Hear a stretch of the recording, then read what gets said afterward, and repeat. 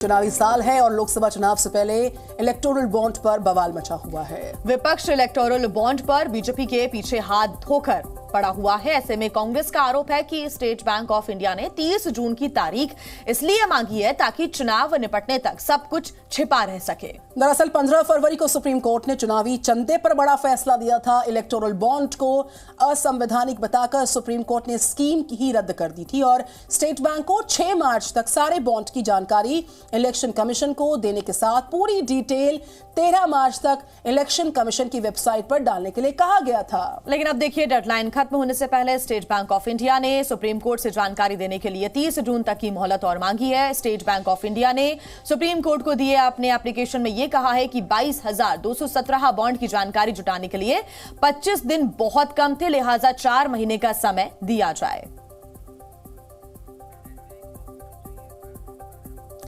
तो एसबीआई को वक्त क्यों चाहिए? दरअसल पार्टियों ने बहुत चुनावी बॉन्ड भुनाए हैं। आपको बता रहे हैं सुप्रीम कोर्ट में एसबीआई की दलील क्या रही, उनके ब्यौरे के खुलासे में समय लग जाएगा। यह भी एक वजह है कि एसबीआई को समय की दरकार है। इसके लिए 3 सप्ताह का वक्त बहुत नहीं साबित होने वाला है और जानकारी देने के लिए 30 जून तक का वक्त चाहिए। ये स्टेट बैंक ऑफ इंडिया ने दलील दी है सुप्रीम कोर्ट में। सुप्रीम कोर्ट ने एक टाइमलाइन दी थी, लेकिन उस टाइमलाइन के अंदर ही इस एसबीआई को तमाम जानकारियां साझा करनी थी, लेकिन एसबीआई की तरफ से कहा गया है कि ये वक्त बहुत कम है। अब इस पर देखिए सियासत भी हो रही है। राहुल गांधी कह रहे हैं कि पीएम ने चंदे के धंधे को छिपाने की पूरी अपनी ताकत झोंक दी है और एक क्लिक की जानकारी देने में एसबीआई को आखिर इतनी देर क्यों हो रही है, क्यों आखिर मोहलत चाहिए, ये राहुल गांधी कहते हुए नजर आए। राहुल गांधी कह रहे हैं कि चुनाव से पहले जानकारी सार्वजनिक क्यों नहीं, ये भी कहा गया सारी जानकारी एक क्लिक से निकल सकती है। ये जो बड़ा बयान है, जो सियासत इस पूरे मामले पर जारी है। फिर एसबीआई ने 30 जून तक का समय क्यों मांगा, ये टाइमलाइन 30 जून तक की क्यों दी गई है। साथ ही कह रहे हैं कि दाल में कुछ काला नहीं है, पूरी की पूरी दाल काली है, कहना राहुल गांधी का।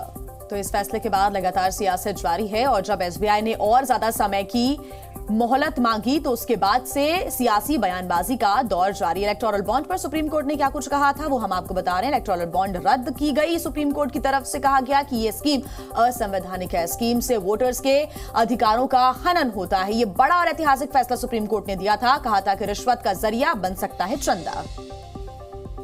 इसके अलावा इलेक्टोरल बॉन्ड पर सुप्रीम कोर्ट कहता है सरकारी नीतियां प्रभावित इससे हो सकती हैं। ये कहना सुप्रीम कोर्ट का। इलेक्टोरल बॉन्ड पर जितनी भी पॉलिटिकल पार्टीज हैं उनकी फंडिंग की जानकारी जरूरी है। सुप्रीम कोर्ट की जो बड़ी बातें इलेक्टोरल बॉन्ड पर वो हम आपको एक कर फ्लैश कर रहे हैं। एसबीआई से अब तक मिले चंदे की जानकारी को मांगा गया है। साथ ही इस जानकारी को इलेक्शन कमीशन भी अपनी वेबसाइट पर डाल सकेगा, लेकिन क्योंकि अब एसबीआई की तरफ से और समय की मोहलत एसबीआई की तरफ से ली गई है तो इलेक्शन कमीशन की वेबसाइट पर भी उसके बाद ही जानकारी साझा की जाएगी। अब तक इलेक्टोरल बॉन्ड से कब कितना चंदा मिला है अलग अलग पार्टीज को, यह भी हम आपको बता रहे हैं। 221 करोड़ बीजेपी को, टीएमसी 0, कांग्रेस 5 करोड़। 2017-18 के ये आंकड़े सामने आए। 2017-18 के आंकड़े आपके सामने, 2018-19 के आंकड़े आपके सामने, जिसमें किस पार्टी को कितना चंदा मिला। 1450 करोड़ भारतीय जनता पार्टी को, 97 करोड़ से ज्यादा तृणमूल कांग्रेस को 383 करोड़ का चंदा मिला है।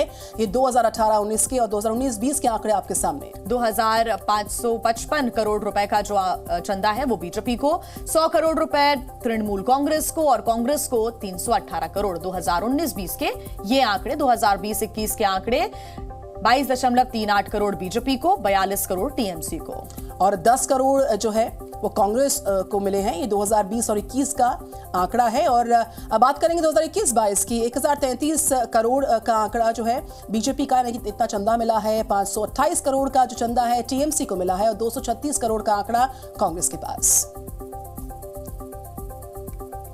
2021-22 के आंकड़े हम इस वक्त आपको दिखा रहे हैं ग्राफिक्स के माध्यम से। इलेक्टोरल बॉन्ड से कब कब कितना कितना चंदा किस पॉलिटिकल पार्टी को मिला है वो आंकड़े हम आपको एक कर बता रहे हैं।